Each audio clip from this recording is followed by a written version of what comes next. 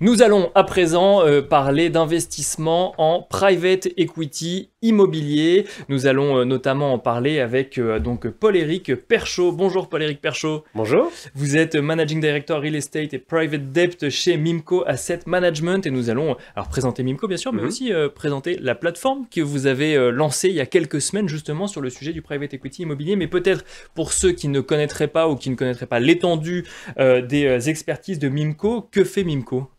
Parfait, merci et merci de nous laisser l'opportunité de nous présenter. Donc Mimco est un opérateur immobilier pan-européen spécialisé donc en private equity immobilier. Nous avons des bureaux au Luxembourg, en Allemagne et en France, à Paris, via notre société de gestion agréée par l'AMF qui s'appelle Mimco Asset Management. Aujourd'hui, le groupe totalise à peu près 50 collaborateurs répartis sur les 3 pays et on gère à peu près 1 milliard d'euros d'actifs et de projets en cours de développement.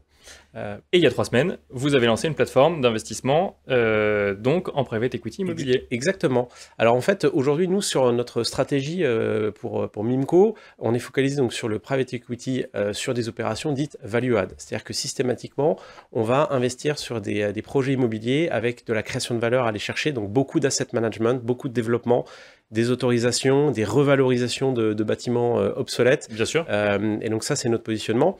Et on a aussi un deuxième métier qui est la collecte d'épargne auprès d'investisseurs privés, auprès d'une clientèle privée, via des CGP SIF qui sont nos clients historiques depuis la création de Mimco.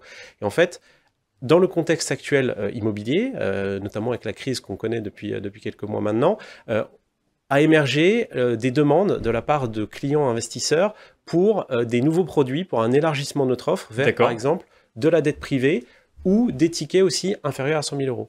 D'accord. Et donc c'est partant de ce constat et de cette demande de nos clients qu'on a décidé de développer donc Mimco Plateforme qui est en ligne depuis quelques semaines, sur laquelle on propose un certain nombre d'opportunités pour investir dans nos fonds et dans nos clubs deals. Et ça veut dire qu'on y investit quoi directement en quelques clics? Enfin quelques clics, j'imagine quand même qu'il y a un certain nombre de réglementations à respecter, mais ça simplifie quoi le fait d'investir directement? Exactement. En fait, alors nous aujourd'hui, notre business model est vraiment B2B2C, c'est-à-dire qu'on s'adresse d'abord aux CGP SIF, qui ensuite vont conseiller leurs clients investisseurs privés. Donc en fait, il y a 3 objectifs avec cette plateforme. Le premier, c'est la simplicité. Après, c'est l'efficacité, c'est la rapidité. La simplicité, c'est tout ce qu'apporte le digital, c'est-à-dire que tout le parcours client, KYC, tout le renseignement de vos données se fait en ligne. Le process de souscription à une opération immobilière se fait également en ligne avec des DocuSign, des choses comme ça. Ensuite, efficacité, c'est parce que si pour le CGP, ça permet aussi d'aller plus vite et d'avoir un meilleur suivi de sa clientèle. Et enfin, la rapidité qui est fondamentale, puisque sur des club deals aujourd'hui en immobilier, encore plus dans le contexte de marché actuel sur du value add où il y a des opportunités à saisir, nous c'est ce qu'on regarde au quotidien, il faut être rapide. C'est-à-dire que sur une acquisition d'immeuble à Paris par exemple, il faut parfois savoir se positionner en moins de 3 mois. Ça veut dire qu'entre le moment où on reçoit un dossier immobilier et le moment où on collecte l'épargne, on valide le dossier, on collecte l'épargne, on investit, ça peut être 3 mois. Il faut être extrêmement réactif et donc c'est en ça que cette plateforme nous permet de l'être. Justement, la question alors, qui fâche, je ne sais pas, mais en tout cas que tout le monde se pose quand on parle d'immobilier, c'est taux d'intérêt qui ont augmenté sur les derniers mois, attente de baisse de taux d'intérêt, contexte inflationniste à l'heure actuelle, impact du coût du financement sur l'immobilier, on ne va pas refaire l'histoire, tout le monde la connaît. Comment se positionner sur le private equity immobilier? Quelles sont les opportunités ou les risques du private equity immobilier dans le contexte économique que l'on connaît? Alors moi je dis souvent que dans les années 90, il y a eu une crise immobilière. Est-ce qu'il y a des gens qui ont fait des bonnes affaires en immobilier? La réponse est oui. Récemment, les prix étaient très élevés. En 2018-2019, on peut dire que c'était le pic. Est-ce que des personnes faisaient des belles opérations immobilières? Oui. Les fondements en fait de l'immobilier, c'est toujours, je le dis très souvent, d'abord c'est de bien acheter. D'accord. Donc ça veut dire qu'il faut ajuster les prix à l'entrée. C'est mécanique. Bien sûr. Si on le voit d'ailleurs sur le parc résidentiel privé, avec 30% de capacité d'emprunt en moins, on voit que les prix s'ajustent. C'est juste mécanique. Ensuite, nous, comme on est sur un créneau de value add, en fait, il ne faut pas juste bien acheter, derrière, il faut savoir gérer ce qu'on a acheté. Donc, il faut savoir gérer, par exemple, des évictions, il faut savoir relouer son immeuble, il faut savoir gérer des travaux dans son budget, dans le calendrier, puis après, il faut savoir le vendre. Parce que value add, qui dit value add, dit on achète pour revendre, et donc, il faut savoir bien vendre. Et donc, toutes ces compétences-là, c'est ce que réunit Mimco, qui est donc un opérateur et un investisseur immobilier, et c'est dans les temps de crise, c'est la qualité de l'opérateur et de sa capacité à gérer l'asset management et le développement qui est fondamentale.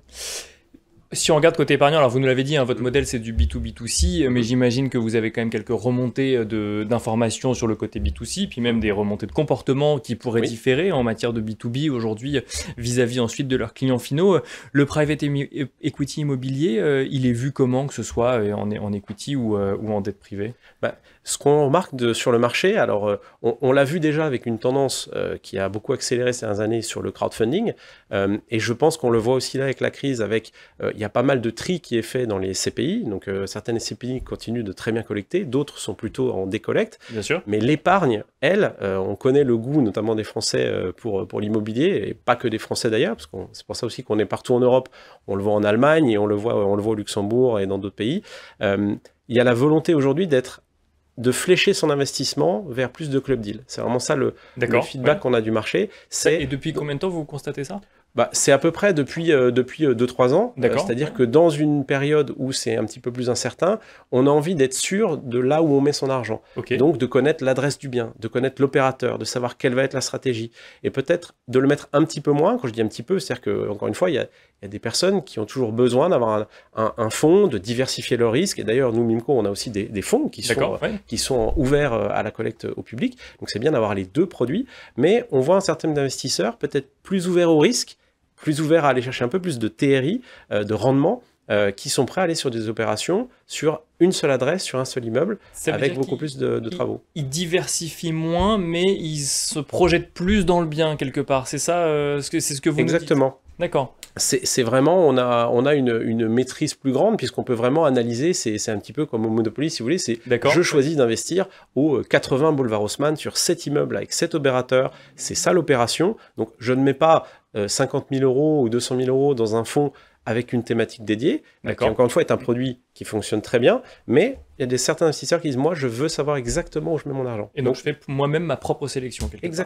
Exactement. Et c'est ce que nous on propose sur cette plateforme, c'est-à-dire qu'en fait, régulièrement, on va vous proposer des opérations avec une qualité institutionnelle, parce que nous, on est un opérateur société de gestion, donc en fait, on sait gérer des opérations immobilières, comme j'ai dit, on a cette management en développement, donc vraiment avec cette qualité institutionnelle, mais grâce à des outils réglementaires, parce que vous l'avez dit, tout ceci est réglementé par l'AMF, on arrive à mettre à disposition d'un public un petit peu plus large cette exclusivité sur les opérations.